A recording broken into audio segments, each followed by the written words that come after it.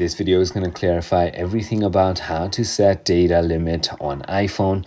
Unlike an Android, the iPhone does not have a native built-in feature to automatically cut off data when a specific limit is reached. However, you can use iOS settings to enable low data mode, monitor usage, and restrict data-intensive apps to prevent outages.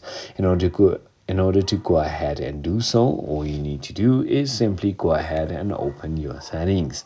Once you've done that, head straight into mobile services, and this is where you want to simply go ahead and scroll all the way down. First, you want to simply head into reset statistics and do that. Then the other thing you want to simply go ahead and do is going to be simply inside of show all right over here and turn off the individual applications that you might not need mobile data usage on. It is as simple as that. I hope this video clarifies everything for you. If you have further more queries, feel free to comment down below, and I'll see you on the next one.